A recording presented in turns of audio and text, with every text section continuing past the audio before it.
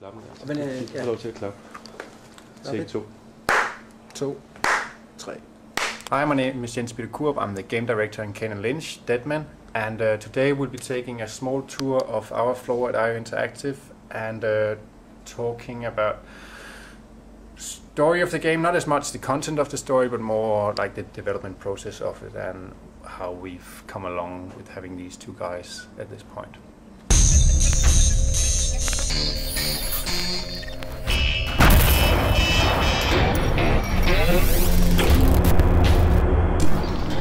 Kane Lynch isn't our first game. We've done a handful of Hitman games, and we've taken a lot of the grittiness from there and make it a little bit more mature and a little bit more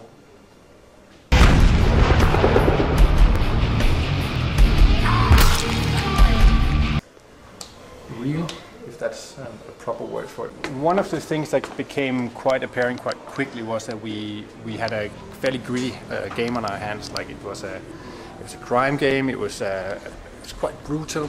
And one of the things we've been doing with Kane Lynch is to try and have more reason for the action. Like we play the level, we do the things because Kane Lynch have to.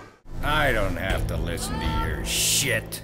So even though we strive to make everything in the game matter to Kane Lynch, historically we also always been a company that does scenario-based game design, which means that we really want this location, let's try and see if we can mold it. So a lot of our inspiration for the story is also that we say we would really like this bust out, we would really like this bank robbery, and if we could get out in this kind of violence. Like these are very early inspirational stuff that's very nice for when you work with a story to say this is where we would like to go. It also gives a very good indication of what people on the team likes to work with.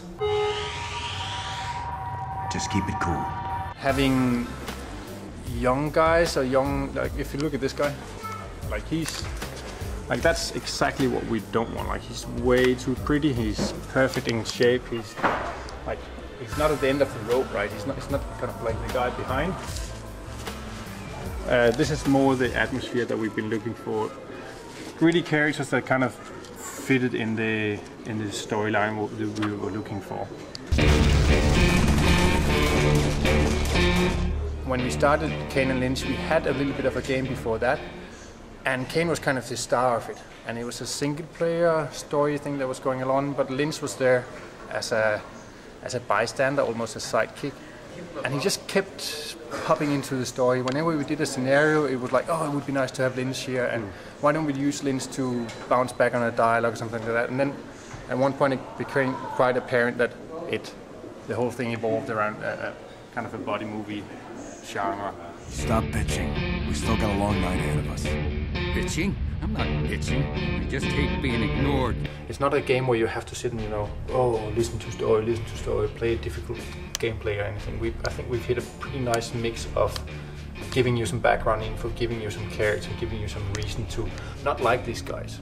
I don't like them. I might approve of Lynch, definitely dislike Kane, but I still care about him. That's kind of been our approach too.